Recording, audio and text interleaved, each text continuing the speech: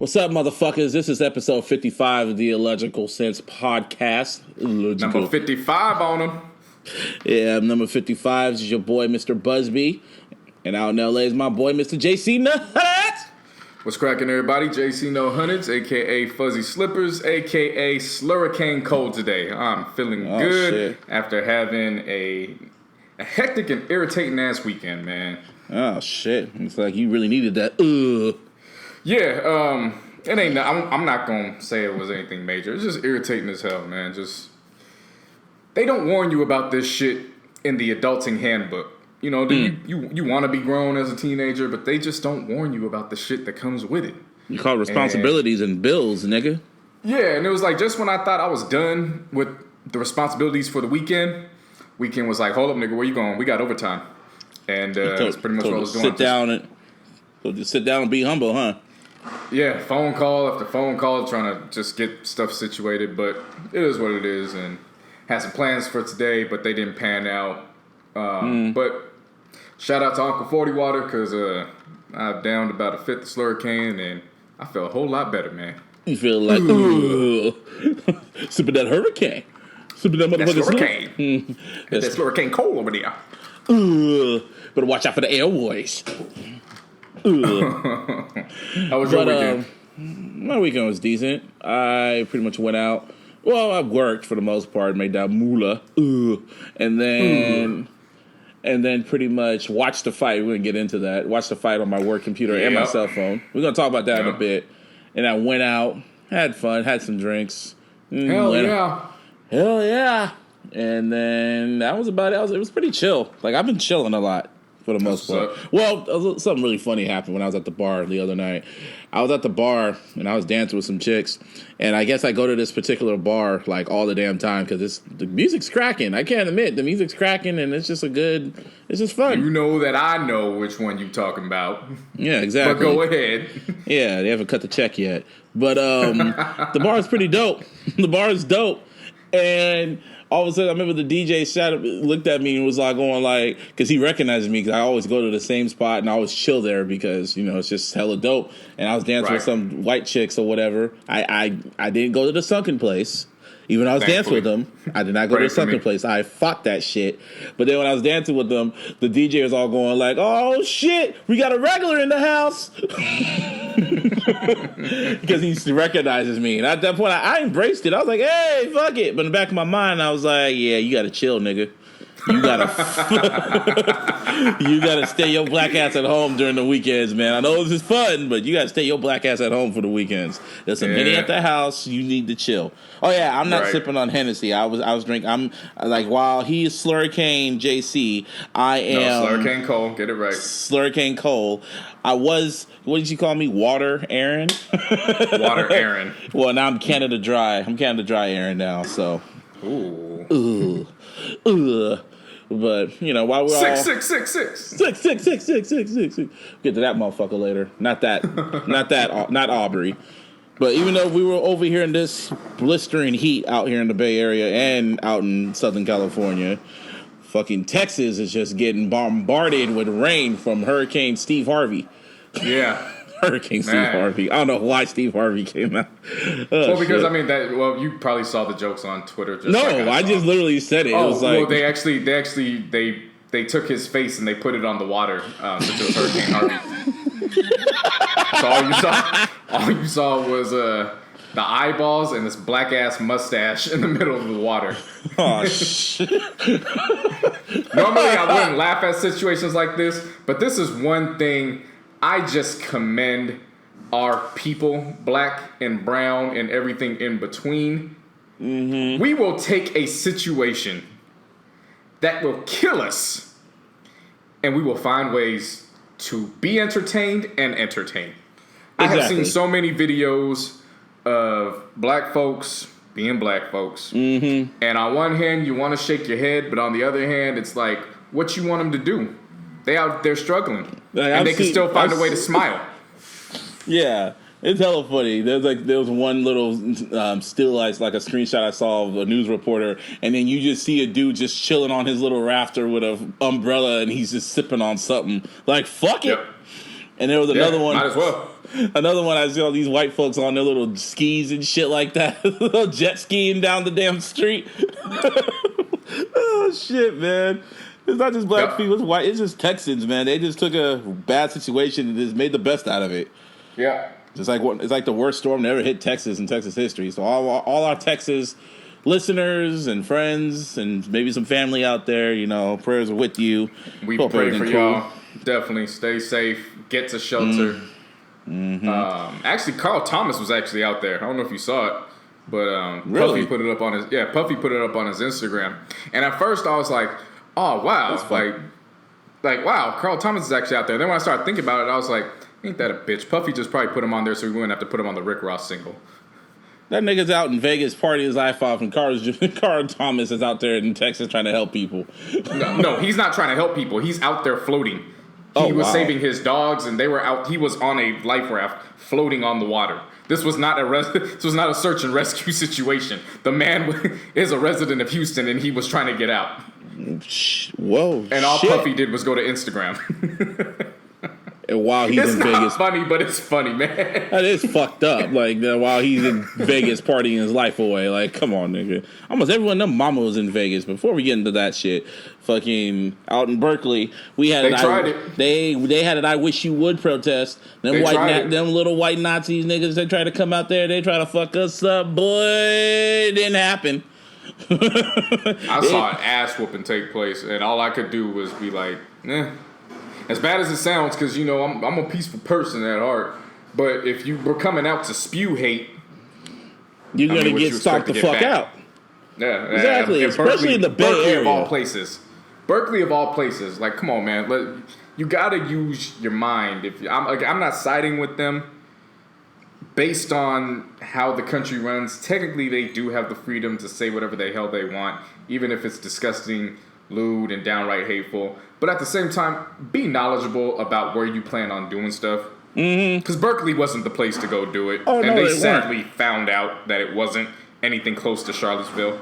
I mean, yeah, this is the fucking Bay Area, bro. Don't bring that shit out here. Like when the KKK tried to do that little riot out there in LA and they tried to do that little fucking shit out here in San Jose, they all got fucked up. Because at the end of the day, we outnumber y'all. Yeah. I mean, shit. Anyway, fuck right nationalists, fuck Jed York, and fuck that whole ass nigga in office. I don't know why I put Jed York in there, but just, Damn.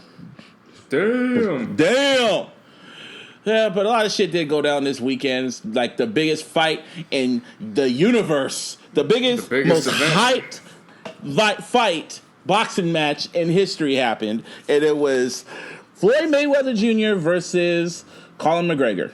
Yeah. I gotta give props to Conor McGregor because he finessed the whole system. For what? Why give him not? Props for what? He got his ass making money. Give him props for what? I know. No. He finessed his way to that fucking fight and got money out of that shit. Like he made like what, 20 million?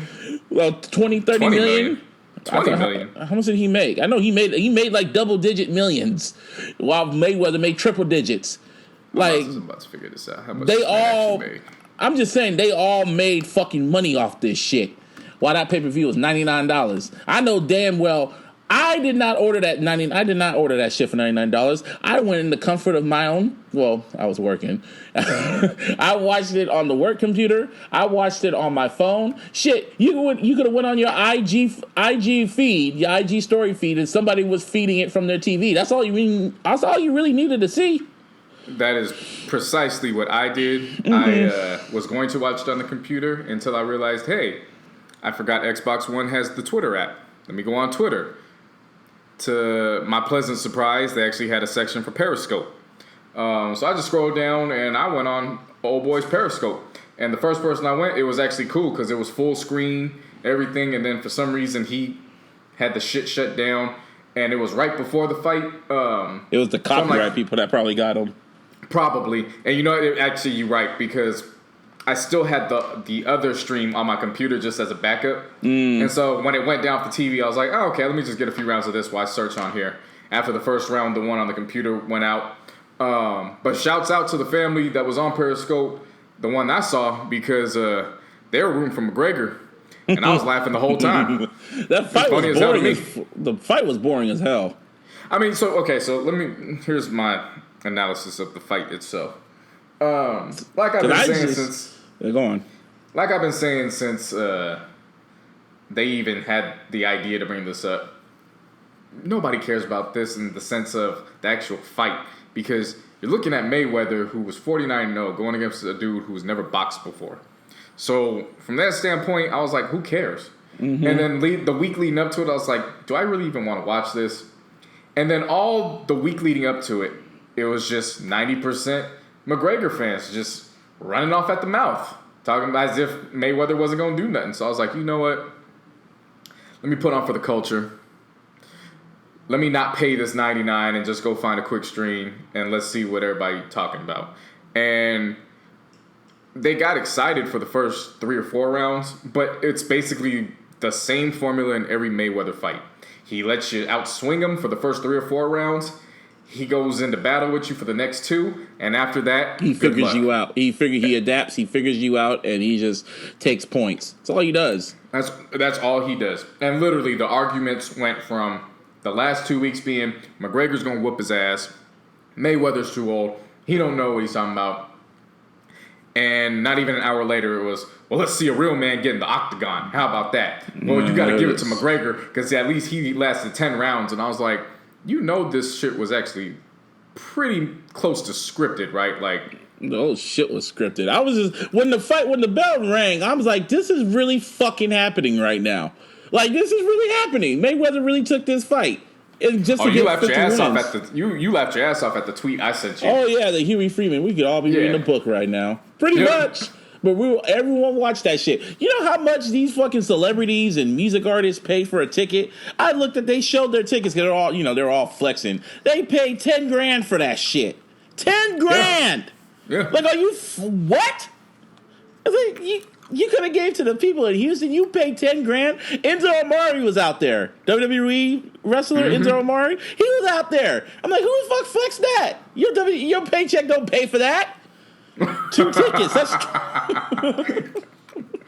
2 tickets for $20,000. Like, really? Are you fucking that ain't serious? Your contract, Enzo. You feel me? That's rent money. Yeah, my So another funny thing about the fight, obviously, is social media. Mm-hmm. And again, those first 4 rounds, it was hilarious. McGregor supporters all about, I told you, this is it. He's coming for him. And then literally, the moment it shifted was when Floyd literally hit the snot out of his nose. And at that point, it was over. Well, you had to at least give him credit for lasting that long. And I was like, nah, man. Nah. No, the only credit I'm getting is him finessing the system to get what he wanted because he ain't getting paid shit in UFC. So that's why he did what he had to do. And then how you know they were in it together was at the press conference, the last press conference after the fight. They all put their hands together and put their hands in the air. Oh, they knew what they was doing. Yeah, there was business partners in this the whole time. Yeah, they went to the club and partied it up after. Like, come on, nigga. Yeah. Skip Bayless was obviously on his bullshit on Twitter and then on Undisputed this morning. Shannon actually came out. I was laughing my ass off. Shannon came out in an orange robe with 84 on the back and boxing gloves, just to taunt Skip.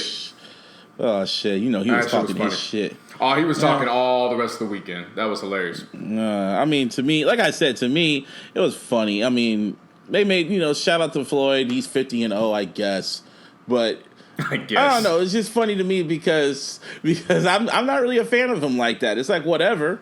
And, I mean, it's cool. It's cool that he's 50-0. It's cool that he beat the shit out of him. But Floyd Mayweather is known to be a woman beater. And Colin McGregor is a fucking racist. He says racist shit. And they all got paid millions. Meanwhile, Kaepernick still can't get a fucking job. Yeah. It's funny you actually say that, too, because, I mean, on social media, if you look at all my comments, it seems like I'm the biggest Floyd Mayweather stan. And it's like, I could give a damn about him. But it's like, if you're going to build up the opponent that way, you deserve to be laughed at. And exactly. I'm going to take that role, and I'm going to take it very well. So that's exactly what I did all night.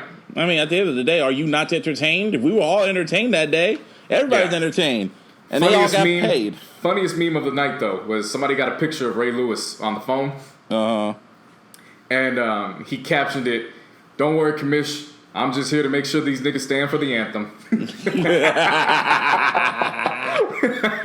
Or the one with Mayweather with that smile on his face and the caption said, when that $300 million check deposits. Yep. I'm like, shit. That face is exactly how I felt streaming that family's Periscope as they were rooting for McGregor, and then that was my face after the 6th round. Yeah, Exactly I was going back and forth with the fight. I was working, so I was like, I was watching. I'm like, this fight's fucking boring. I was like, man, I know what this is going. Mayweather winning this, and then I kept going back, and I literally go back in my phone, and I'm looking at it, and it's right when Mayweather. It's like right when Mayweather won, and they called it, and it was a TKO, and I was like, well, there we go.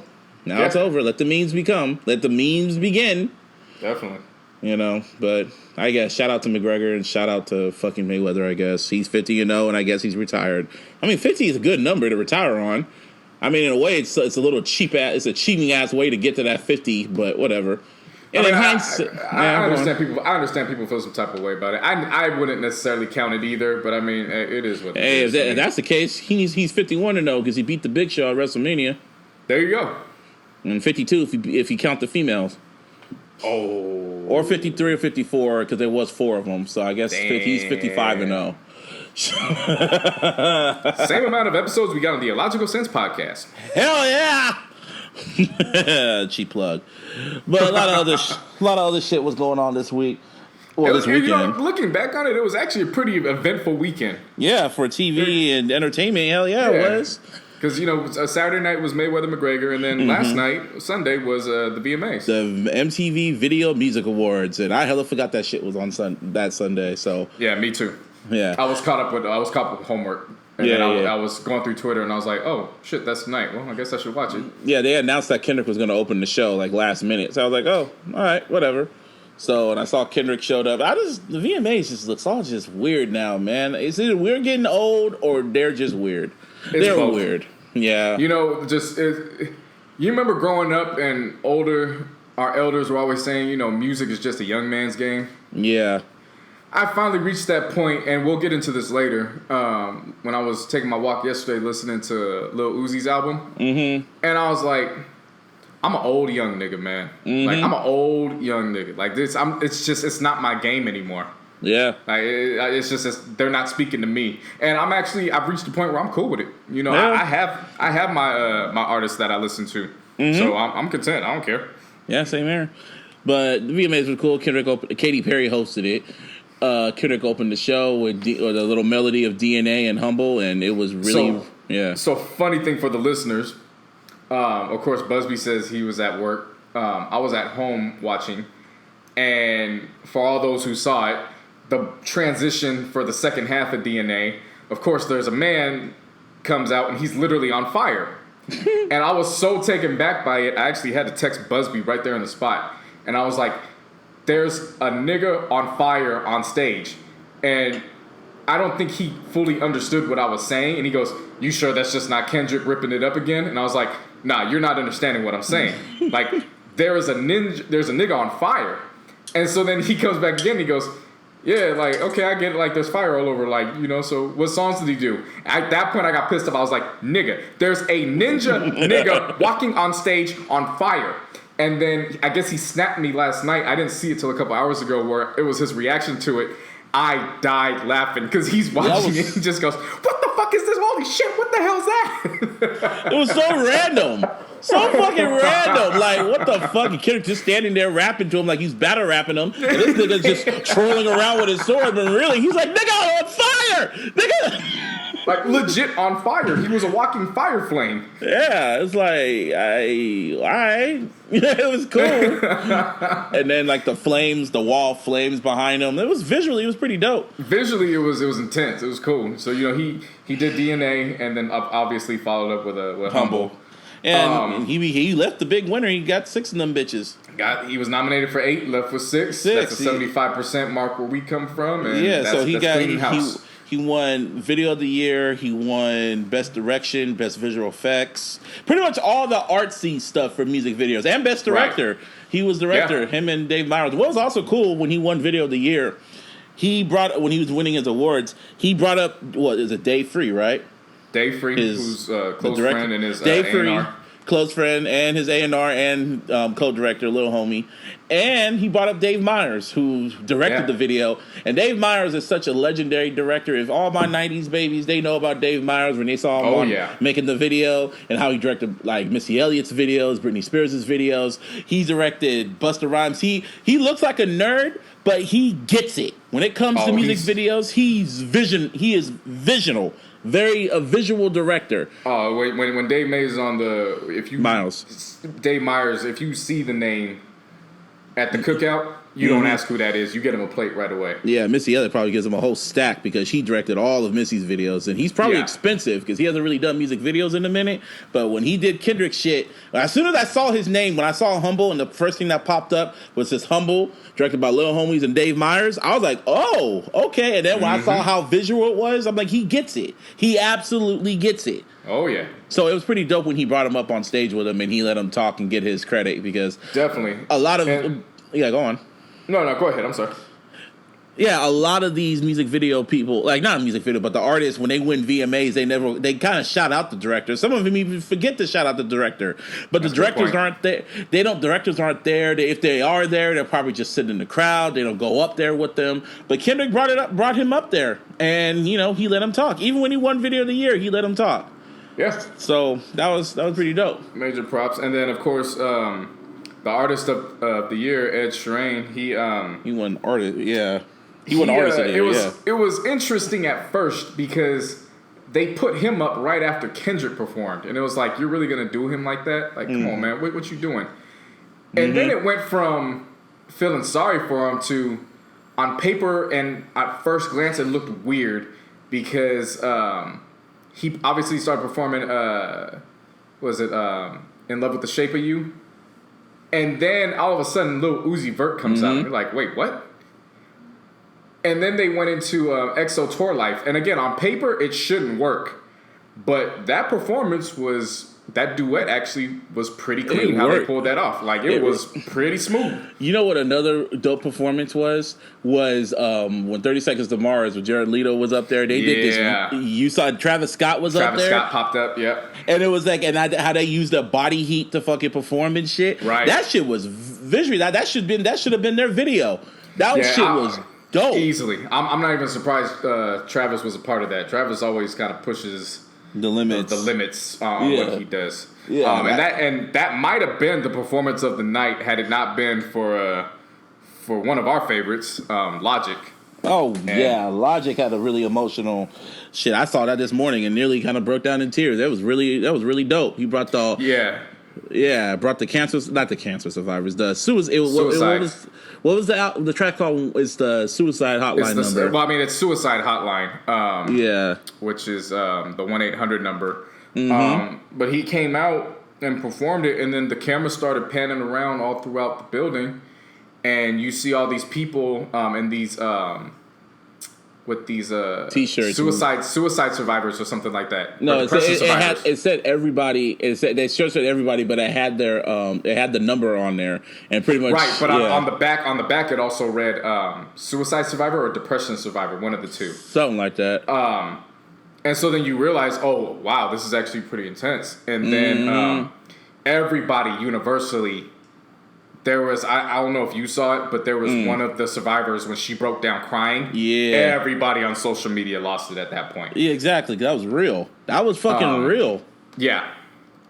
And so, look, man, Busby and I we may have gave a mediocre and, just lightweight response for everybody this year, but one thing we've always stood firm with is Logic. He's for the people, and he's gonna ride for the people, and to use that platform in that way, and he did it so effortlessly. I mean, especially with when the song ended and he went into preacher mode. Yeah, the words just flowed off his tongue like he knew what he wanted to say. Yeah, he knew exactly what he wanted to say. Yeah, like he had been sitting on that for a long time, and then. And then when you add Alessia Cara and Khalid, they held their own tremendously. It was a beautiful performance. It hands down. It shut. The night was about, obviously Kendrick won the awards, and we'll dive into Pink in a little while for her honorary award. But that performance alone, that was the highlight of the night. Like you gotta give props to Logic. Yeah, man. Logic did his thing, and it was so powerful that Lil B had to go on Twitter, the bass god himself, and was like, everybody, I love Logic, and they actually met up after the VMAs and they took pictures. So there's some people who are down with that Lil B movement who don't necessarily like Logic, and all of a sudden now they on the Logic hop train. Yeah, you know how it goes. Nah, it goes, man. But yeah, VMAs was cool. Pink got the Michael Jackson Video Vanguard Award, and she put on a pretty dope performance. Major props to her, well deserved. Yeah, that when they got announced that she was going to win that award, a lot of black folks were all going like, she shouldn't win that award. Who gives a fuck about Pink? I'm like, nah, you little fucking little ass niggas. I know, just because y'all don't listen to Pink like that, don't ever discredit what she's done. Respect the art, and respect the art form, respect the artist. If you know anything about Pink, you know... Honestly, in some aspects, performance-wise, it was like you could say she was like a trendsetter that even somebody like Travis Scott would have looked at to do his performances. Because she was swinging out from the rafters. Yeah, she was doing Circus Olay and stuff like that. She was doing. Yeah, I got on board when she kept doing that shit. But it was cool. It was cool. But she actually stayed on the ground this time for her performance. Yeah. And you know what was dope? I was kind of surprised she didn't put in the old Pink, if you know what I'm talking about. Right. But it just comes with age. But she didn't like that version. That's the Pink that L.A. Reid made her be. So right. She had to be who she truly was, and that's how she sold all them damn records. So, definitely is. Yeah, shout out to Pink for winning that award. Most definitely. Katy Perry presented. Well, she was the host. She was the host, and it was kind of interesting that she's hosting because her enemy, her Regina George, fucking premiered her new video for her new single, which we might as well just dive into right now. Called "Look What You've Done," and it's off her forthcoming album called. Fuck! I really forgot. What's it called? Reputation. There you go. It's called Reputation, and it's her return ever since she disappeared after Kim K exposed her ass. The video visually directed by Joseph Kahn, because Joseph Kahn's a really dope director too. It's alright. Like you had not Katy Perry, what's her name? Taylor Swift coming up as a fucking zombie, and then doing little. Yeah, that's it. Yeah, doing the whole zombie shit. It looked a tad bit too close to Formation. We'll just leave it at that. Well, some of it was, not the whole video. We'll just leave it at that. Did you watch the video or nah? Or just saw the screenshot? I did. Yeah. Oh, okay. I saw enough of it. And I was like, nah. No, I saw one that said, with a caption that was hella funny. It said, "My daddy from South Dakota, my mama from Minnesota. You mix that Starbucks with that mayonnaise, you get a Trump supporter." You gotta love the internet, man. Oh damn! But the songs. Just on a quick sidetrack, I've been saying this for months now. We have to see the internet go up against Father Time, because they both undefeated. Somebody got to lose that match. Like somebody needs to. You really want to see a pay-per-view? I will pay for that pay-per-view. Father Time versus the internet. No, that's gonna be a battle that's gonna go on forever, bruh. I will sit here until Neverland. But the video was whatever, and I mean, I'm still pushing for Cardi B to get that #1 record on Billboard, but since Taylor's back, it's like whatever. But she you talk about the summer is hers. Oh yeah, the summertime is hers. She easily, to me, she was a week removed from SummerSlam. She was pretty much the New Day Usos match as far as the VMAs went. Like, why the hell is she on the pre-show? Get her on the main show. She's got the hottest song arguably of the summer. Get her on the main show. But she was on the pre-show. I digress. She held her own. And then they gave her the microphone. And lo and behold, Cardi B really for the culture. Because she held down Colin Kaepernick on live shouted television. him out saying, "We'll kneel for you, and you keep kneeling for them, and we'll stand for you." That was hella funny. She hella ratchet. She said that, and it touched my soul to the point I stood up and applauded.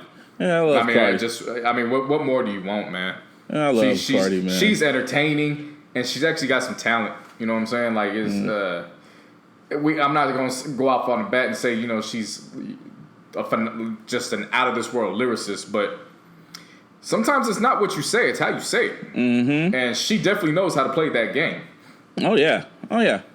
So, you know, shout out to Cardi B, Taylor Swift, whatever. You're gonna sell probably 1 billion streams and shit. Oh yeah, and I guess whatever. on that song, Look What You've Done. I guess this is one big ass subliminal to Kanye and Kim or whatever. Like, man, let me tell you something right now, Busby. She had 8 years. It's been 8 years since that shit happened. 8 years. And this is when you decide to say something about Kanye? I think she did say something about Kanye even after that when she came out. She did do it. I'm talking about this is about when Kim K exposed her ass. No, I know this is about what it is, but you could tell she's giving full energy to this now. And it's like, really? It's been 8 years. Like, you tried to do it with SNL, and we chuckled at it, but it wasn't anything serious. But you really gonna wait this long until you actually get exposed and you gotta retreat to now where you feel like your back's against the wall? Fuck out of here. Yeah, she has to act like the victim. That's what happens. She's acting like the victim and shit like that. That's what people that do when they do fucked up shit. They try acting like the victim and shit. Fuck out of here, bitches, man. I'm not gonna ride for that, man. Just whatever. But what else happened? Oh yeah, the second half of Jay-Z's interview came out. No, before that, we still got some more. Oh, what else happened? Amber Rose came out with a wig. Oh, whatever. Fuck her. Did you see that? I saw pictures. I didn't really care. Yeah. Just she came out with a wig, and it caught me off guard literally because I was like, wait, 21 Savage dumped Amber Rose, and I looked and I was like, oh, that is Amber Rose. Oh, take the wig off. You don't need that. And then she didn't look that good with it. Nah, and then they were highlighting some very conservatives went on social media and were saying they're playing some song that's saying fuck Donald Trump in here. I don't know how I feel. And of course, black and brown people retweeted it and put them in their place. And I clicked on the video and pretty much the whole building was in unison during the hook, which made me shed a tear, man. I felt good seeing that. Exactly. And then we got to give a major shout out to Bay Area and LA, California as a whole. San Jose's very byproduct, yes, Snow byproduct. She won an award for the category Best Fight Against the System for her participation in the track "Immigrants We Get the Job Done" off of the Hamilton mixtape. Yep, and it was the video. She did a video for it. Yeah, major props to her, man. Like that's a hand clap worthy prop. Like, oh man, like that's. Oh yeah. Big ups to her, man. Big up and Snow the product. She was actually at the event too, because I was wondering why is she there, and then you tell me she won the award. I was like, oh, she won it, but they didn't televise it, of course. But right, of course, you know. But shout out to Snow the product, though. We recognize you, Snow, and we appreciate it, and we congratulate you. And keep pushing, man. Very underrated, man. She don't get the props she deserves. And she knows that, man. If you listen to her rap, she sounds very, very frustrated about that. Oh, yeah. Yeah. But, you know, it is what it is. It is what it is.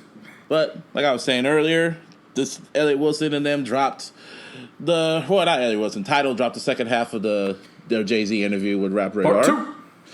And you didn't listen to it. I listened to it. And it was informative. It wasn't as informative as it was informative, but like part one, because they covered so much in the first one. But in the second half of it, you know, Jay-Z goes into detail about Blue Ivy's verse, the verse of the year. Busby. A verse of the year on her freestyle from First Family, what's it First Family? What's it called? We Family. There you go. And, you know, he talks about that, and he's talking about mental health. He talked about his last time he saw Amy Winehouse, which was pretty interesting, because he said it was the first and last time he saw her. And he said he saw her performing, and she was normal. She was talking, all this other stuff. And then as soon as she was done performing, she was shaking and stuttering. And he was just like, yo, what's up with you? And he's like, oh, no, nothing. And then he kind of grabs her by the shoulders, looks at her, and says, stay with us. That was the first and only time he's only seen her. Yeah. And then, you know, years later she dies. But, yeah, it was pretty crazy. And he talked about Chester Bennington's death, dude from Linkin Park. And, you know, he talked about mental health. It was Right. that one was pretty interesting. But and then he was also talking about he kept stressing over and over again. I am not telling y'all I'm not making fun of you guys for the whole money phone shit. Like I'm just saying y'all should just do better. He kept stressing that. Say it again. He kept stressing that on the last man. few minutes. He kept stressing it because it was like they were there for like 2 hours. So he kept stressing it and stressing it. Like, dude, I'm not making y'all mad about this. I'm not telling y'all to stop doing it. I'm just telling y'all look stupid, which is kind of funny. And then the best part of the interview was him, Elliot Wilson, B. Dot, and Hov. They got into a really in-depth debate about his best albums and how they rank it. And pretty much B. Dot, he says that Volume 2 is pretty much up there. It's like his top 3. You know, he said that it's to him is Reasonable Doubt, Blueprint, and Volume 2. Okay. You know, and Jay-Z, his argument is, Volume 2 to what Reasonable Doubt is to Off the Wall is what Volume 2 is to Thriller. Because Volume 2 was his biggest record. That's the one that put him on and shit like that. 6 singles, classic records. But personally, for me, I'm not really a big fan of Volume 2. I mean, I understand he has classic records on that. Maybe when I work out later on today, I'll listen to Volume 2, and maybe it'll change. One with a big ass Maybe. But see, for the me, whole album, For me, I just remember. Every time I listen to Volume 3, I'm just like, man, Big Pimpin'. Did this end already? Exactly. No, Volume 3 had some dope tracks. They had Hov. I mean, they had some, song. You had that, but then you also got stuff like Snoopy's track, and I was that's when Juvenile was popping with Back That Ass Up and I was shit. Then Watch Me with Dr. Dre. But we talk about Volume. Oh my god, man! We talk about Volume 2. Volume 2. Oh my god! Oh my god! But Volume 2 was, I mean, like I said, it had dope records, classic records, Hard Knock Life, all that shit. But it was blanketed with outdated filler. Well, see, that's why I brought up Volume 3 because you can say all that about Volume 2, but Volume 3 didn't have any. It maybe had half the amount of singles, and. Even though it did have Big Pimpin'. Only had Big Pimpin' and what was the other song on that? Put Your Hands Up. Yeah. And everything else in between and anything was the bonus track. Yeah. Everything in between was just, man. Mediocre to... I mean that's you why can tell he was riding the wave on that shit because Dr. Dre was on that. Right. And I say that to just say that in some aspects, I'd agree with you about Volume 2, but when I really think about Volume 3, Volume 2 is that classic. I'm done. He did. That's why I bring that up. He also agreed with B. Elliot Wilson that the second album he did with R. Kelly was trash. Yeah. He admitted. Well, that's because it was just leftovers from the first recording sessions. And speaking of R. Kelly. Pretty much. R. Kelly. So R. Kelly decided on a side note. Yeah, you could talk about R. Kelly. There's another part. Because I don't want to get into him after this. We might as well just say it since it was brought up. R. Kelly decided to go on social media with a big ass cigar that looked like a dick. Yeah, and he was huffing and puffing, and he wouldn't stop. Yeah, he knows he's gonna get away with shit. He's gonna have you going back to his sex slaves. Yeah, or a sex cult. So that's that. That's that about R. Kelly. That was a side note on R. Kelly. So further notice. But another part of the debate that he had is that he admitted that American Gangster aged pretty damn good. Oh, yes, it did. Yes, he admitted that it aged really good because he said when he dropped it, he didn't think it was a classic. He was just like, but Elliot Wilson made a great point because everybody hated Kingdom Come. So when American Gangster came out, it was refreshing. Like, this is how what should have been. So, right. And I think what's powerful about American Gangster is even though it came out in conjunction with the film, with the same title, we didn't look at it as the soundtrack. It was an original song that was inspired by the film. It was an album that was inspired by the film. Yeah, and so from that aspect, you could. A lot of people might say, "Well, it's the soundtrack," but to the majority of fans who've listened to that, it's like it was inspired by it. But this is this is primetime Jay. Yeah. Hov even admitted that it aged pretty damn well, and within time he might put it up there.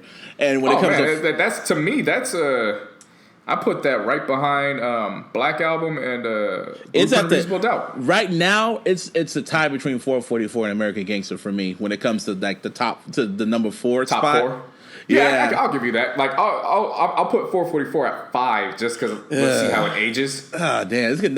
He even said within time people are going to appreciate that album. When I agree with that, most definitely. But I think this one he's got such a lengthy catalog where you got to at least respect the ones that have been out for at least 10 years to be like, okay, well, let's say it's as good as, but I get what you're saying though. Like you'll put, I agree, it'll be up there with American Gangster, but for me, I'll give American Gangster the edge for now. Let's just see how 444 ages. Yeah, because we know it's going to age pretty well. Because I love American Gangster and I love this album, so it's just like, right. Everything else is debatable, but those, But that was a pretty dope interview. Like I like that shit. But when we get off the topic of, before we get to the topic of music, might as well talk about, TV.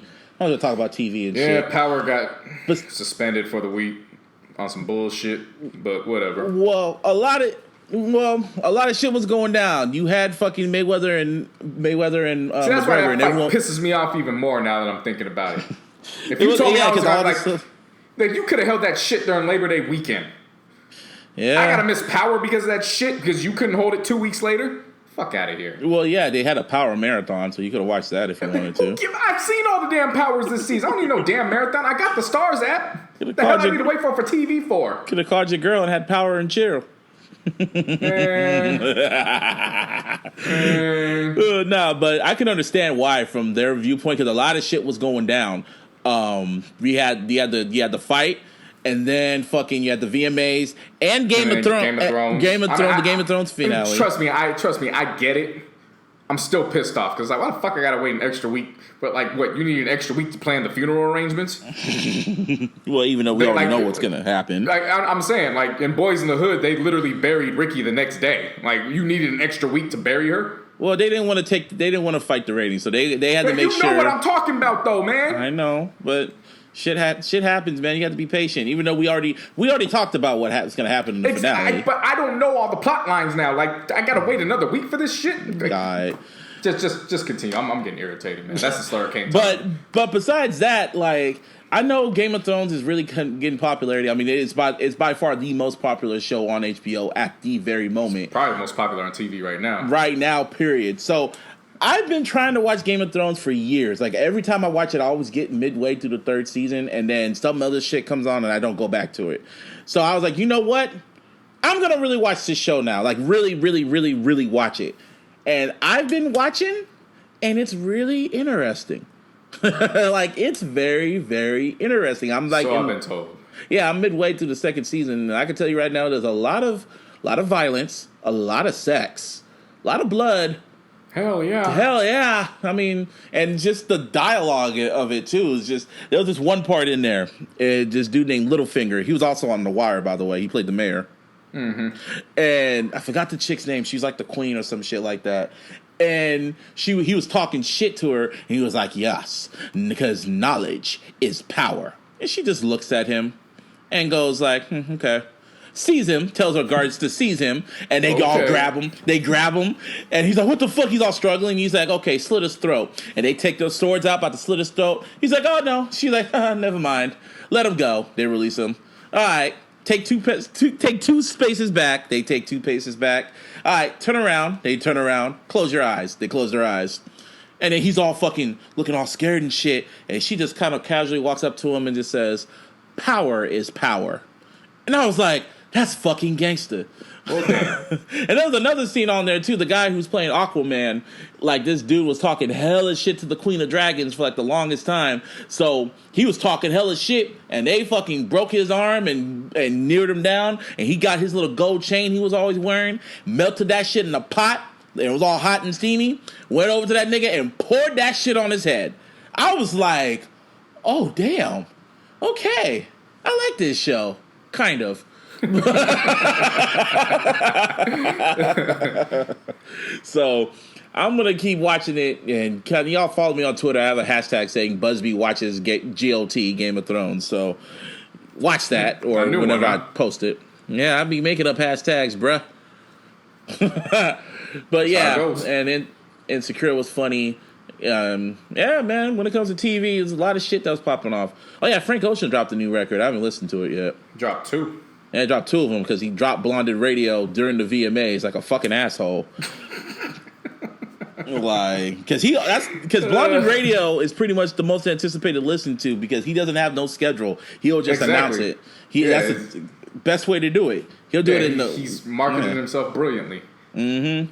I need to listen to that shit, even though it's like a lot of shit on there. But yeah, shout out to Frank Ocean. I'm gonna listen to those tracks later.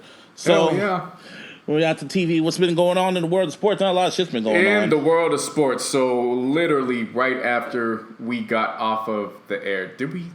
No, we were talking about it when it happened. Oh, did we? Okay. Oh, yeah. Okay. So the Cavs went through with the trade with Kyrie Irving. Mm-hmm. And so they traded away Isaiah Thomas, Jay Crowder, one of the kids from Europe. And then they traded hella people. And then a Nets pick to get Kyrie.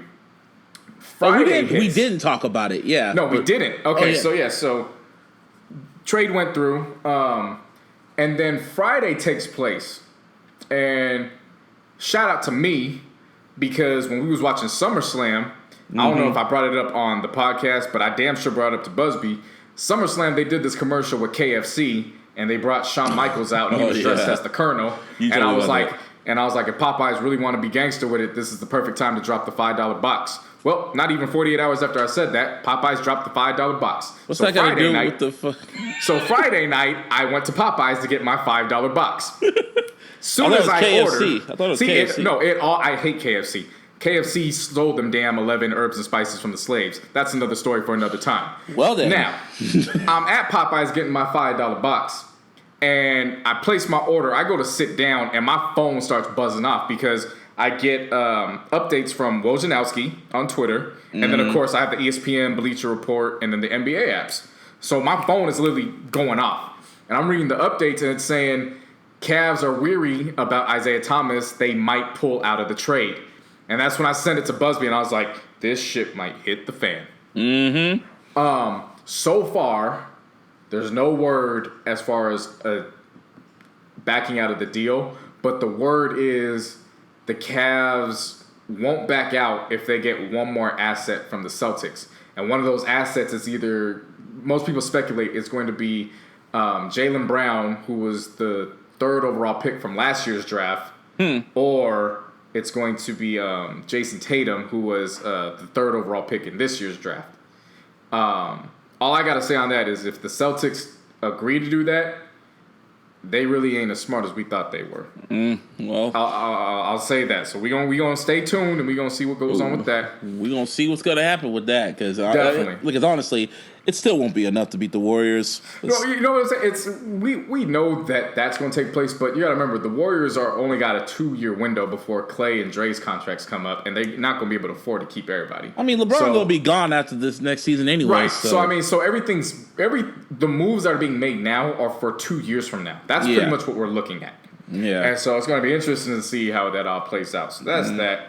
We want to give a shout out to the people who went out in New York and protested in front of the NFL offices. Shout out to them for Kaepernick. On behalf of Kaepernick. Oh, yeah, speaking of that, pause on that. I've been seeing a lot of people wearing like different sports jerseys and putting Kaepernick's names over it, like different teams. It is a movement. No. I know, that's cool. That's cool. But remember, he is still a fucking Niner. So wear the fucking Niner jersey, you bitch ass niggas. Niner no more. No, he a Niner. Until further notice, nope, he's a Niner. He took a knee of the Niner jersey. He's a free agent, which means you could put him on any jersey. Man, I'm still biased. He's still Niner. So you wear them Niner jerseys, you whole ass niggas. Nope. Get over it. Nope. You didn't appreciate it. You didn't appreciate it anyways. You was screaming "fuck Jed York" the whole time. You weren't even appreciating it. What? Yeah, fuck Jed York.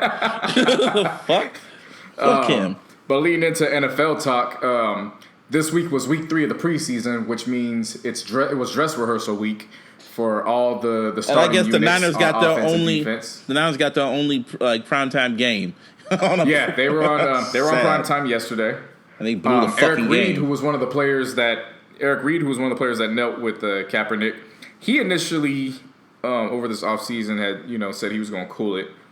But then the events from Charlottesville took place, and he was like, yeah, the hell with that. And he got back down on his knee. Mm-hmm. And he had some teammates surround him.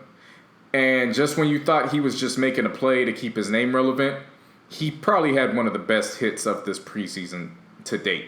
Wide receiver caught it right in the flats, and he dipped his shoulder, and he laid his ass out. How did the Niners look? I didn't watch the game. How did they look? I don't know. I didn't watch either. They lost 32-31, so I'm guessing I know they lost and they fucked it up like as usual, typical Niners. Because I've been watching no preseason game. You can't really call it typical Niners when it's preseason. Like they're putting people out. I'm just saying it's because auditioning for jobs at this point. I'm just saying because I'm used to them blowing shit, fucking up shit. So right now at this very moment, the season's right around the corner. We got one more week of preseason left, and the season's right around the corner. You'll be.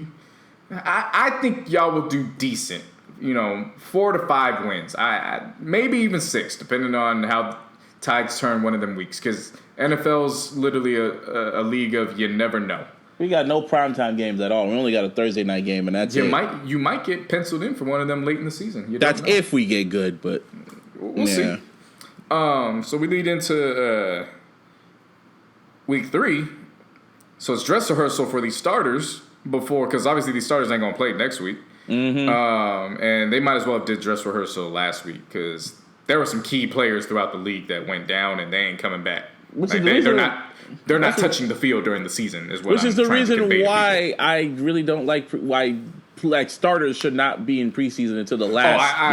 I fully agree. Like if you're gonna put a starter in for the first play and get them the hell out. Not even the first play. Leave it like what I'm saying is if you gotta do it. Yeah. If you absolutely gotta do it, get them in for the first play and get them the hell out of there. You're gonna play these guys for games that the wins and losses don't even matter. It's not gonna get you that Lombardi trophy in February, man. I'm gonna get into the list of injuries, but I was seeing these lists of injuries and I was so happy we didn't lose anybody major through these preseason games because all our starters, they're done until September 10th. But it hit the New England Patriots pretty badly. Star wide receiver Julian Edelman tore his ACL, so he's completely gone for the year. That sucks. Chiefs running back Spencer Ware, he's gone for the year with a PCL injury. PCL? What's that at? It's close to the ACL. Ouch. Yes, I think it is, unless it's pictorial something, which I don't know. I ain't looking it up. I'm gone off Slurricane right now. I ain't even trying to look that shit up, man. Gone. No, I'm not gone. I'm sweating because I got my windows closed. That way we won't hear the fountain on the outside, but it's 91 degrees down here. So you add that plus the Slurricane, and I'm fumbling, but I'm good. I'm chilling. Okay, so Julian Edison's out. I still feel... so he's gone. Spencer Ware's gone. And then Washington's nose tackle, Phil Taylor, he's gone. Damn, these are all starters? These are all their starters. Fuck. Yeah.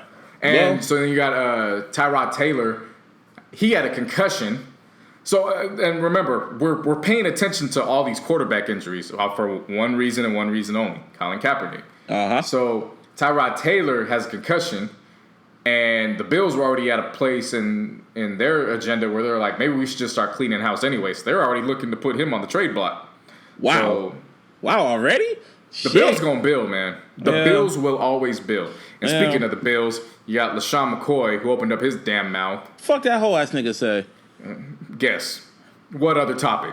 No, Kaepernick needs to learn his place. Pretty much. He's going to be a distraction, yada, yada, yada. And I was like, well, that's why you're on the back end of your career. Yep, but that's why Chip Kelly traded your whole ass. Pretty much.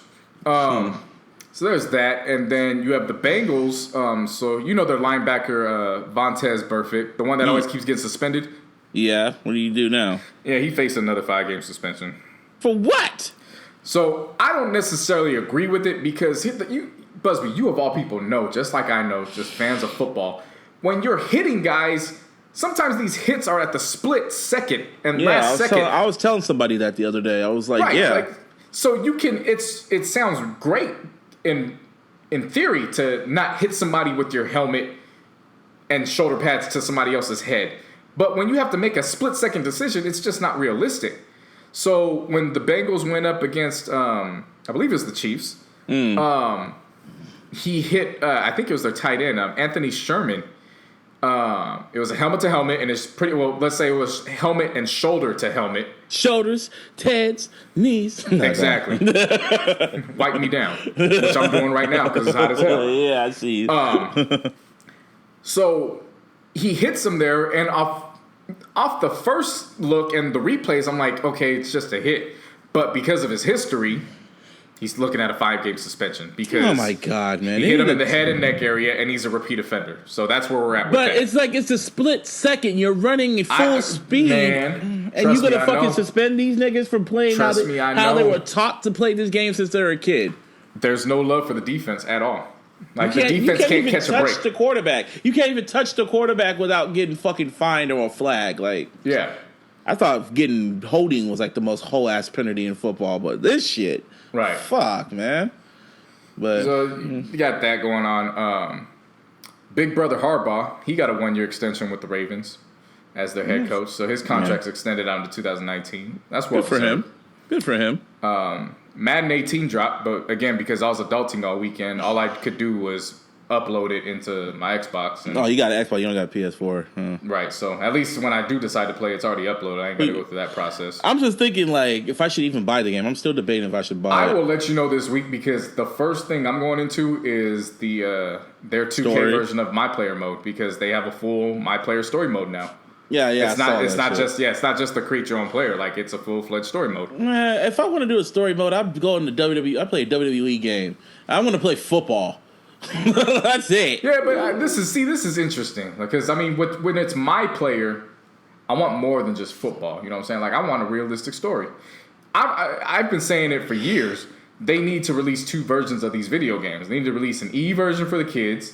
And then they need to release an M version because we all know what goes down in pro sports. Man, you know what I'm saying? Many ideas, man. That's too many ideas. Yeah. I'm saying you got 2K and Madden meets aspects of Grand Theft Auto. Who wouldn't want to play that? That'll be some shit. You know what I'm saying? Like, that'll be some shit. And it doesn't necessarily have to be the options that are forced through in these story modes. Like you can pick and choose what you want to do. If you want to be the choir boy, or if you want to live out life like Bobby Brown's nephew. You know what I'm saying? Like you should have that option. True. That's real life. Yeah. But don't worry about it. I got you over the next couple of weeks. I'm gonna play it out. I'll let you know. Let me know. I got the other Madden for Christmas and I have not played it. I know.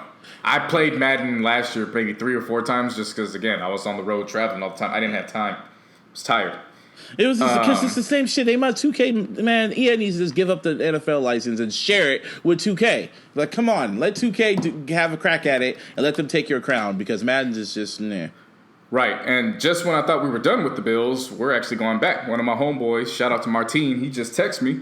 The Bills have traded their linebacker Reggie Ragland to Kansas City for a 4th-round pick in 2019. Once again, Bills are gonna bill. The Bills are gonna bill. So, congrats to them for already giving up on the season. Last topic, my personal favorite, your personal favorite, Derek Carr's personal favorite, one of the greatest of all time. One of the greatest of all time. Who, by the way, Bleacher Report decided to write a nice, very coherent article on my boy Derek as to why he's the closest thing to Mamba mentality we got in sports today. Everybody should go read that. Sure. Kobe Bean Bryant. Last week, August 23rd, he turned 39. But it didn't end there.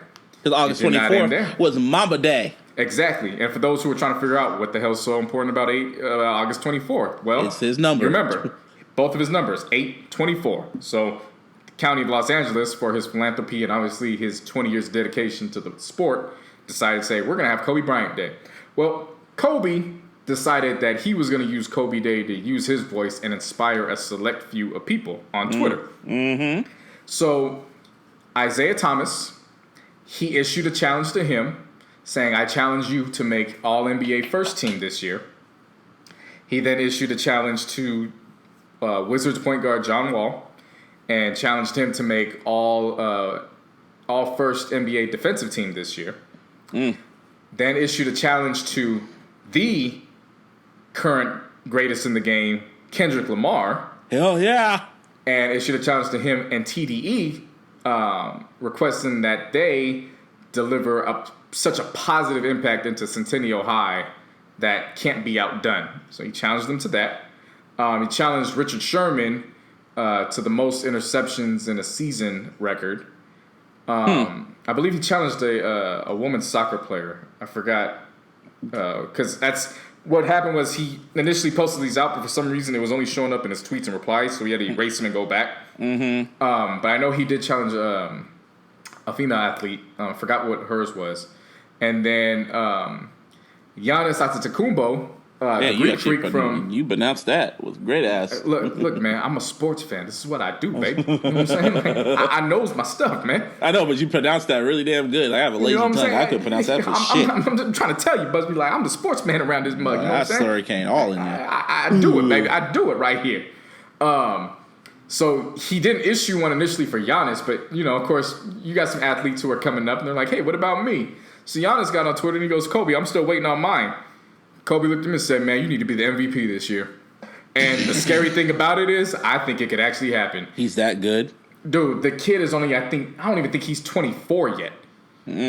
You've seen him play, right? I've seen some of it, yeah. There's no reason a man that big should be doing some of the stuff. I knew shit was off the wire years ago when he grabbed a rebound in New York, and he only took 5 dribbles from rebound to dunking the ball on the other side of the court. Wow. I knew the shit was something sincere then. Now you're going to dare him to get MVP this year, and his stock is continually rising. Look out for Giannis Antetokounmpo this year. That's all I'm going to say. For sure. And that pretty much covers sports until somebody says something stupid. Oh, and then Jim Brown. Brown. Fuck Jim Brown. He's a coon ass nigga. Next topic. Yeah. So one with that. So let's go into music. So a lot of music dropped this weekend. A lot of interesting music dropped. Well, let's go. Who dropped? Let's start with Lil Uzi. So a lot of we want to drop Lil Uzi. All right, Lil Uzi. Yeah, let's start Luv Is Rage 2. Luv Is Rage 2. Honestly, when JC said, because JC, he tells me I need to be informed when it comes to this music shit. I just honestly don't care about Lil Uzi. Like, I know XO Tour Life. I cannot. Like, I was at a bar the other night, and they were blasting that song, and I really don't like that damn. I mean, it's really catchy. I like that song. No, it's really catchy. I'll give it to you. It's really, really fucking catchy. But I can't sing the fucking hook. Push me to the edge. All my friends are dead. Push me to... I can't sing that. That's too damn dark for me. So I made up a remix to it. I don't really care if you cry. Like, well, what? So it's like so dark, and it's like so happy but dark. Like, I can't sing that shit. So I just said, push me to the last drive. All my friends are alive. So okay. That's what I sing now. So that's what I sing. Remix, the Busby remix. But this album... When I went into it, I was just like, okay, I'm just going to take it for what it is. And that's that. And quite honestly, maybe because it was the vibe I was in or whatever, but it was actually quite good. Well, not quite good. It was decent. It was decent. It had some interesting tracks. Like the one track, Neon Guts with Pharrell. That was pretty dope.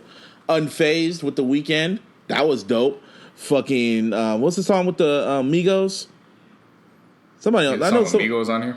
I think he did. Or there's 444 plus 222 equals 666. I really hate his whole little devil worship shit, but I know it's just an act. Sauce It Up was pretty decent. Like the whole it's pretty much a big ass turn up album. That's all it really is. So I think I put it out here every week. I always take a 3.5 mile walk on Sundays. Mm-hmm. And that's usually the day where I either save for the biggest album that dropped that weekend for that walk, or the most underrated at that time, just depending on the artist. Mm-hmm. I chose to save this for that walk. And Lil Uzi's artistic direction, it's not for me. Yeah. It's I could understand. And like I said, I like XO Tour Life. I think I like XO Tour Life though more for the fact that I saw TM88's breakdown of the production on YouTube, and so I actually saw how they put the production together, and I was like, okay, I guess could get it.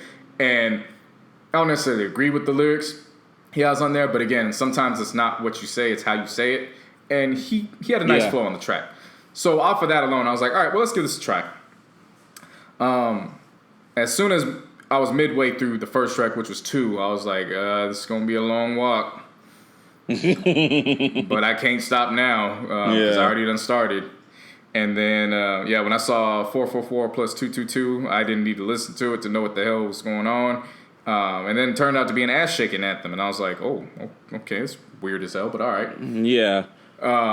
Sauce It Up. Sauce It Up was decent. I'll give you that. Sauce It Up was decent. No Sleep Leak. The first actual song I could say that I was like, all right, was The Way Life Goes. Yeah. Kind of like one of those like breakup songs, I guess, or one of those keep your head up type tracks. Yeah. It was decent enough. Yeah. And then we got into For Real, and I changed that shit right. Not even 10 seconds in. I was like, nah, I'll give it to you this way. I'd rather listen to that album instead of Lil Yachty's album. Oh, you still on the Peekaboo hype? Oh, yeah. I haven't forgot. Oh, Peekaboo. Peekaboo. Shit, it's not you. Oh, my God. Don't creep it. You're creeping it back, bro. Anyway. So we get to For Real, Feelings Mutual. So, of course, I'm looking at the features, and I'm like, there's no way you can let me down with Pharrell and The Weeknd. Mm-hmm. Well, he let you down? Both those tracks are mediocre, and both those reasons for mediocrity had nothing to do with The Weeknd or Pharrell. Oh, it had to do with his shit. See, to me, that tells me a lot about an artist. Either it tells me a lot about an artist as well as the times. Because, again, this goes back to, at this rate, man, we is some old young niggas. Yeah. It's not for us. And my thought process is if you got Pharrell and The Weeknd and the song comes out mediocre, there's not much that I can get with you on this. Like, that was the two hopes. I like those. I low-key like those songs. Did you like Uzi's parts? Uzi's was exceptional, I guess, for what it was. Like, I took the album for what it was. And again, I took it for what it was. I wasn't expecting anything like Damn or 444. I knew what I was going to get myself into. Yeah. But again, it's just his artistic direction is just not for me.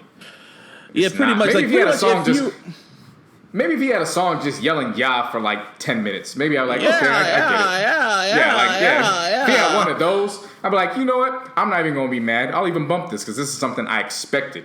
This is what he does in every single song. But from a solo artist standpoint, he's just not for me. When it comes to the features, I've already said I could rock with him on features. We heard him on Bad and Bougie. We heard him on the Pull Up track with Wiz Khalifa when he was featured on the hook. He killed that hook tremendously. So I mean, it's not necessarily. I would say his artistic direction as a solo artist. It's not for me. Yeah, and if you're going out to a club and shit, and it's like if you're blasting it and you're drunk, this is the type of music you should listen to. Well, it's that type of music. But if I wouldn't even do that. Exactly. Well, that's what I'm saying. Because when I was listening to it, I was on my way. I was in my Uber, and I was just listening to it, and I was just like, "Oh, this is turn up music." All right. So if you love turn up music, if you love just going out having fun, this is the album for you. If you don't, just don't listen to it. Listen to somewhere else, which kind of just leads us into we're going to go into Cozy Tape or going to we're not going into it. We're going to touch on ASAP Mob Cozy Tapes Volume 2, Too Cozy. I didn't listen to it. They was too cozy, and it was too it was ass fuck. That's pretty much like a lot of when I say I'm let down, I don't have high expectations for certain artists and groups. Like when I say I'm let down, I'm not necessarily saying I was expecting them to have a project of the bar setters in this genre. Like, it's not what I'm saying. What I'm saying is for their standards. Yeah. Like I've already set the curve for their standards. Mm-hmm. It wasn't hitting. I mean, I was shocked to see Jaden Smith was on one of the tracks. Really? Yeah, but he ain't doing much. All he did was just slow his vocals down. He just does the hook. So it's not like he's actually spitting. He's got no cursing in the hook, and then as soon as Rocky Nast and Playboy Cardi comes up, it's pure filth. I guess. And that was another thing too. Like is it Playboy Cardi or is it ASAP Playboy Cardi now? Because the man was on half the damn album. Probably just trying to sneak him in or something. Or maybe he was just chilling in the studio, and the tracks you heard was everything they did together. So I'm not mad at it. Maybe that's a way to get his fan base up. Maybe it's a way to get ASAP Mob into a new. But it's funny because I was looking on Twitter and I just kept seeing the Cozy tapes just keep popping up and people were loving it. So like I said, it's probably their fan base or whatever. I'll listen to it maybe. Yeah. I mean, there's don't get me wrong. There's some tracks on there, but it seemed like it was the tracks without Rocky where I was feeling the most. Like Walk on Water was 12E, Ant, Nas, and Ferg, and Cardi. Another one that I was rocking with was First Year Being Rich. I like that one. And then, of course, Wrath, which was Rocky, Cardi, Quavo, Uzi, and Frank Ocean. Oh, yeah, Ralph, yeah. Yeah, they put that on the album, huh? Yeah, so I mean, I like those three, but you got an album that's 17 tracks long. 3 of them are skits, so you got 14 tracks, and I really can only pick out 3. It was I feel it. So if we get to R&B, Daniel Caesar. That's how you say it, right? Oh, yeah. See, this is... Look, man, I like being surprised, man. I like being surprised. And I like doing some research on artists I don't know much about before I listen to the project. Mm-hmm. And Daniel Caesar, R&B artist. How the hell do you pronounce the album name? Freudian? I can't even... Fraudrin, some shit like that. We'll say it's Freudian. Yeah, let's call it that. So Daniel Caesar is my youngest sister's age. He's 22. Okay. So when I'm going into it, I'm like, okay, maybe he's probably got some good R&B tunes. We'll see what I like. Man, he got an old soul. That motherfucker opened up. I thought I was listening to Luther Vandross. Not vocally, just sound-wise. And I was like, oh, let me relax for this because it's some grown folk shit. It is. And that 10-track album, you need to listen to that shit. That was some good R&B music. I listened halfway and then I got distracted, but I already know from what I heard, yeah, it was really good from what I was listening to. Ooh, man. Look, man, so Get You opens up the album, and again, it's oh my goodness. Just when you think you are reaching something, he goes in the best part, which features her. And my goodness. See, this isn't something that you listen to with a woman that you just trying to, say, hey, just come over to kick it. You know what I'm saying? You gotta hit her. This is Mr. Nasty Time. It's that. But this is something that you put on when you go up to a woman. You say, I want to take you out for dinner and conversation. Oof. This is that music. This is grown folk shit. Folks. I'm still trying to figure out how 22-year-old pulled this off. He has an old soul, man. I'm not downplaying because people were saying the same thing about us years ago when we was that age. True. I'm just trying to find out where the hell they found him at, because I'm ready to put my money in his bank account like he passing the tithing plate around. Like he did the damn thing on this. You want to give the money to Tidal? Yeah, Tidal, Apple Music, all the motherfuckers that's streaming this. We got to give him some credit. But you need to give it the Tidal, You got to pass it to Tidal. You know what I'm saying? I gave you four. I gave you part 1 and part 2 of the interviews. Now it's time for you to pay up. You got to pay up to the Tidal. Chill, boy. So we're going through with that. And then of course anything with Sid on it at this point is pretty much part of the culture that you got to listen to anything that Sid is featured on. Isn't Sid about to drop her album pretty soon? I think she's about to drop another one too. If not, the internet's dropping another one as a collective. Oh shit! There's not much she can't do. Whenever she jumps on a track, it's magic. Yeah. And it was no different in this one on Take Me Away. Take Me Away was some sensual shit. My goodness almighty. It's sexual as hell, but it's one of them ones where it's like it ain't freak shit. Like they doing some freaky shit, but it's like some baby making freaky shit. Like the lyrics, if I'm not mistaken, was when she throw it back, she turn around and says, "Take me away." Shit. It was like, yo.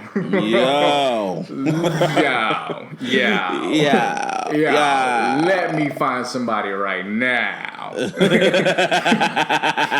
to put this magic on. So he again, man, is that. I love finding projects like this, man. Just the ones that you don't have any expectations going in, and yet you leave that experience like, I think I need to put that shit as close to the top 10 as possible. It might not hit the top 10, but I need to keep it in that category just because when I compare everything, it just might be that damn good. Well, when we talk about expectation as being albums, records that are that damn good, I was presently surprised when this music dropped because Mr. I'm gonna finally try to pronounce his name right. Triple X fucking Cedrin. Excedrin. XXXTentacion. I'm gonna try to pronounce it right. Triple X. Fuck it, Excedrin. Triple X Tentacion dropped, I guess you would say, his debut album. His album. It's technically an album. Despite it being 22 minutes in length, it's 11 tracks, so it qualifies as an LP. Yeah, it's an LP, and it's his debut album, and it's called 17. Now, I really did not like this nigga, because just of his off fucking music antics of him, like, you know, him going to jail for beating up his girlfriend, getting in fights. Who was pregnant at the one. Who was pregnant, and armed robbery, and and his whole picture, his mugshot looks like he's a menace to society. He looks like a fuckboy, a little fuckboy. So when he got his ass whooped, I was legit happy he got his ass whooped, you know? And how he was dissing Drake for no fucking reason, even though Drake gave him a shout out and he told Drake to go fuck himself and was hella trolling him, putting his picture, shouting out his mom and all types of shit. Like, this dude's a bitch. Especially when I saw a picture of him and how short he is. He looks like a whole ass nigga. So I never really decided to listen to him like that. Right? But on the internet, people are always talking about him. They're talking about how good his music is. But, you know, Twitter always likes a whole bunch of bullshit. Yeah. That's a whole bunch of bullshit. And then I was really, really turned off from this week when he posted on his Instagram, him hanging from a tree, but it was from his video. But it was so stupid because he was offline. He was offline for 30 minutes and he didn't say nothing. People think he actually killed himself, even though, come on, like, really, if he killed himself, how would he upload it to fucking Instagram? You stupid motherfuckers. Right. But, you know, niggas are idiots. And it was just stupid. It was for his video or whatever. I was like, all right, whatever, nigga.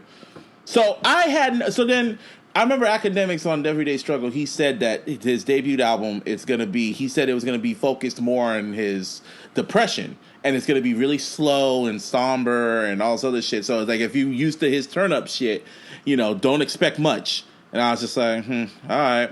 Right. So the album dropped. I remember I was going for my walk. Like, I do like a little walk. I was running errands. So I was like, you know, I'll give this nigga a shot. You know, they're saying it's really dark and moody and the sun's out. So I'm in a good mood. So let's see how dark and moody this shit really is. So turned it on. And he had like a little public service announcement at the beginning. And he was just going like, yeah, this is just my mood and what I was going through. Like, you're not alone. And I was like, man, shut up, nigga. Go to the... In my mind, I was like, nigga, shut up, nigga. Go to the music. I was too. I was too. You know? And then the first track comes on. And I was just like, the first track, let me just look at this. The first track was called Jocelyn Flores. That's how you say it, right? You're not looking at the shit. Flores. But the song was really just like, it was really somber, and like the sample on it was not really, what I expected. It wasn't what I expected. It was short, but I was like, huh. And then it just continues the depression and obsession, and I was like, huh, this is really like really dark and moody, but it has like an alternative feel to it, and he's singing to it, and it was just like, whoa, and like. And then I found myself really listening to it, and then I found I was halfway done with the album, and I get to Fuck Love, and I was like, yo, this shit low-key knocks. And then the guitar on Fuck Love, man. Those guitar strings. Yeah, man. And before I knew it, the album was over. Yeah. Like, before I knew it, the album was over, and that was it. And I was sitting back like, am I going to re-listen to this? Like, I had that feeling like I just listened to something special. Right. And I was just like, damn, but I don't like this nigga. But his music is fucking dope. So I remember I sent some of the track, and then I went back and listened to his old shit, like the last EP he dropped. And that shit was low-key kind of good. And there was this one song on there I was kind of feeling, and I was like, yo, I can see why Drake would want to work with him. He's a pretty talented motherfucker. Like, beyond the music, he's like outside of music, he's a bitch. But music wise, he knows what the fuck he's doing. He is really talented, and it seemed like someone said this on Twitter. Like he needs to have a mentor to kind of guide him to what he can do because he has potential to be one of the best. There's a reason why he was a freshman. Well, nah, I don't count that shit. But he's really. It was one of the albums that really surprised me. It surprised me, and not only surprised me, it surprised Kendrick Lamar too. Kendrick went on Twitter and basically was like, "Yo, I'm on my 5th listen right now." Yeah, that's when I sent it to you, and you were just like, "Huh." So then, what was your mindset when you were going into this shit? I had never heard of anything from him before. I just knew of the antics on Twitter. And what Edgar was telling us a lot and shit, yeah, right? And again, I've reached a point in life where I'm like, if you need antics to try and get me to pay attention, I'm not gonna fuck with it. Like, it's a marketing ploy. Exactly. Respect for you for knowing how to market yourself, but if all I know about you is marketing and not the music, I'm not gonna give you my time. Yeah. And so, of course, when I was scrolling through Apple Music and I saw this, I was like, whatever. But then I went back on Twitter, and this was before the Kendrick tweets. I was seeing responses. And of course, you and I see the responses. So I'm going through profile pictures just to see age, demographic, all the demographics. Yeah. And there were actually some people that I recognized that actually trust opinion-wise, at least to the point where I'm like, I'll at least give it a listen. Yeah. So when that happened, I was like, okay, well, maybe. We'll see what goes off. And then you sent me Kendrick's tweet. And then I was like, all right, well, let's add it. Worst comes to worst. I told you. First I told you, like, yo, this album isn't that bad. And no, then, you sent me the Kendrick tweet, and then you were like, oh, it's not that bad. And I was like, yeah, I'll get to it eventually. Yeah. Either or. So I got to it this morning, and again, yeah, it's like you said, he's talking on explanation. I'm like, yeah, we're already off to a bad start. You just you talking. And then I started actually hearing what he was saying towards the end, and I was like, oh, all right, prepare to get screamed at because he's going to be screaming about suicide. And then it was the complete opposite. Mm-hmm. Like, Jocelyn Flores was a beautiful song. Yeah, Jocelyn Flores, that's what it's called. Yeah. It's a really, really beautiful song. And one thing I took away from this this project was it wasn't a project to urge those who are depressed and suicidal to give in to those thoughts and end it. Yeah. It was a project to get the listeners to understand his mind frame. To understand the mind frame of those who are severely depressed and who are suicidal. Mm-hmm. And when you understand it from that standpoint, a lot of these tracks are really relatable. Like, I was listening to some of this stuff and I was like, damn, I felt that when I was 19. Yeah, it was called 17, but yeah. You know what I'm saying? Like, I felt that. Like, Save Me was the one track that really stood out. If I had to pick between that and Fuck Love, it was Save Me that stood out. Yeah. Fuck Love was, I've been through that with a breakup. Yeah. I know that. And so, again, it was just, I was really, really taken back by it because it really, like in Daniel Caesar's case, I knew nothing about him. Mm-hmm. So when I heard it, I was like, oh, okay, this is what you bring to the table. Cool, let me sit up. In this instance, I knew of all the stuff outside the studio with XXX. Yeah. So I already had this preconceived notion what I was going to be listening to. Mm-hmm. And to get the complete opposite was actually... To get the complete opposite, I ran it back one more time just to make sure I was listening to what I was listening to. You had to make sure, like... You know what I'm saying? Like, yeah. Like, hold up. Hold up. And it's a well-constructed project. Like, if they have Kendrick Lamar come out and say, like, yo, y'all need to listen to this shit. And then he pretty much, he co-signed them. And then, and for those who are shocked about it, we're talking about Kendrick Lamar who made You. Mm-hmm. So he understands these thoughts and the parallels that go with them. Yep. So and Schoolboy Q shouting them out too. Yeah. So if you're shocked about why they shouted them out, really listen to the music. You'll understand why the artists that did shout them out shouted him out. And I think also the reason why they're all mad about it, they're like, oh, what the hell? He's shouting him out because they didn't listen to him because they're so closed-minded and closed off to it. They don't want to listen to it. They don't want to hear it. You know, like that's how I am with, you know, that's how you are with Young Thug. That's how I am with certain artists too. And rightfully, that's why when it comes to this, because of his background, I'm not going to be like, well, you're just closed-minded. You don't want to listen to good That's music. the same with Azalea Banks. That's the same with Azalea Banks. Yeah, I don't listen to her. And they said straight up, like, her last album she dropped was one of the best albums of that year. Right. But not a lot of people listen to it. Because they don't like her for what she is. Right. So, you know, and that's how I am. Go on. Yeah. So, but it's to agree and touch on that. It's just I'm not going to hold that against anybody because that's what he was charged for was. It wasn't a couple punches in a fight. Like, this was a very intense charge he was facing. So for those who just won't get past that, I'm not going to hold that against you. That's something that, you know, that's a morale situation. And I'm not going to question anybody's morale. However, if you are able to get through it might explain some stuff. And again, when I say I'm in the business of empathy, when it comes to just being an overall human being. Yeah. It's not to defend the actions, it's just to understand the actions. Because everything needs understanding in life. I think that's why we're so far away from peaceful resolutions, because people are unwilling to understand. Yes. Like, this whole situation with just race relations especially, you've probably dealt with it in talks, where you're explaining something to somebody and they just can't believe that you would experience that because they can't fathom themselves going through that experience. And it's like, just because you have that privilege of not experiencing it doesn't mean that it doesn't exist. Like, you're not gonna try to convince me that I didn't really experience what I'm telling you about. Yeah. And that's where we fall short in our society is there's little people who want to empathize. They just want to put it black and white. Well, I don't go through that, so maybe you're just making it up. And that's what I got with I'm not going to try to even say his name. Just call him Triple X. That's what I got with Triple X. It's not about making an excuse for what he did, because at this day, we know what the hell is right, we know what's wrong.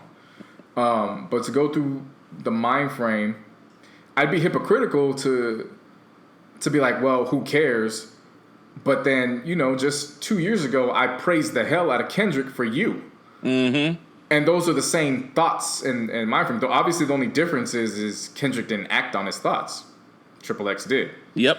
And that's where the divide comes into play. But as far as just understanding the overall thoughts, I felt like I got to know him as an artist pretty well. Like, if this was the first offering that I heard from him, then we'll see. We'll see how it plays out.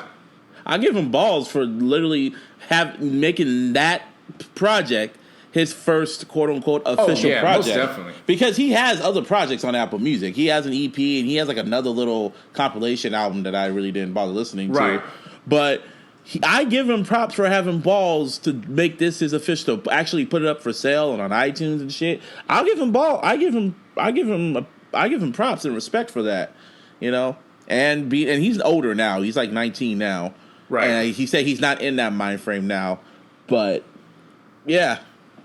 I give him props for that. I guess this is like when the album of the year list has come out. This is more than anything going to be in probably the top 20, maybe top 30. Oh yeah, definitely. It's something that's going to show up.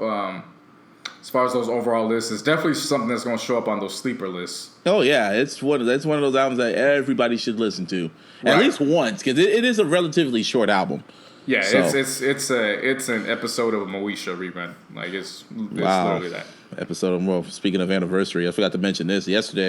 Sunday was the anniversary of Martin, 25th anniversary. Martin. I know that was just random. Yeah, to say. It's sad how that ended. Well, if he's had to keep his hands to himself, man. Yep. He chose the other Martin. Dwayne Martin.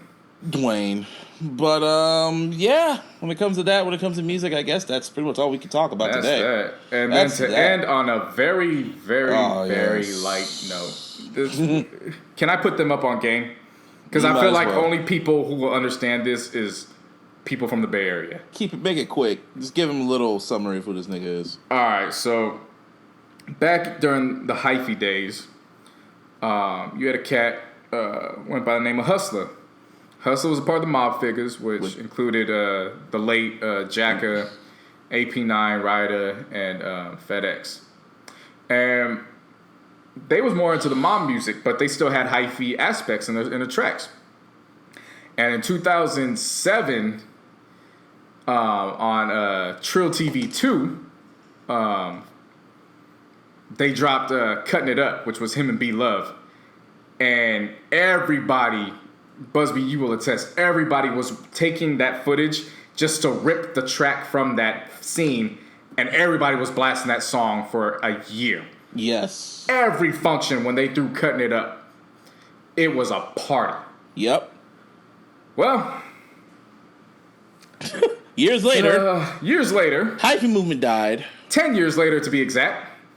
I'm scrolling through Twitter, minding my own business, and I see Husalah on stage performing Cutting It Up. But there's something very different about this performance. Very, very different. Because usually when Husalah performed Cutting It Up, he's either got some pretty good looking women or he's got all his niggas around him. And it's a party. Well, but to my surprise, it looked like a little 6-year-old in a do-rag. Another one in a black shirt who looked like he came straight out of 2005. Like his hyphy game and his steps were, the kid may be going into kindergarten, but he should be teaching. He's getting his PhD in hyphy right now. Yep. And then there were 2 other kids who just looked lost. And I'm like really confused at this point in what the hell's going on. Mm-hmm. So for a good 2 or 3 days, because of the caption he put on Snapchat and Instagram, it was said back to school. I thought one of the schools brought this nigga to the school to perform in a back to school event, and I could not stop. Oh man, y'all laughing. should know. I saw this shit and I literally kept scrolling. It was one of those moments like, no, I didn't see that. Because I see shit on Twitter all the damn time. And I just keep scrolling. So I saw it, didn't even watch it. I kept scrolling. The hashtag Busby don't bullshit is not only applied to Busby telling the truth. When Busby sees some bullshit, you will be hard pressed to get him to actually pay attention to said bullshit. Because I won't pay attention to it. I won't pay attention to it. I don't want to give it any entertainment. Like, look at the whole ass nigga in office. I don't want to entertain that. So I just keep scrolling. Like, nope. Oh, North Korea shot a missile? No. Oh, shit. Yeah, see, that's pretty much what it is.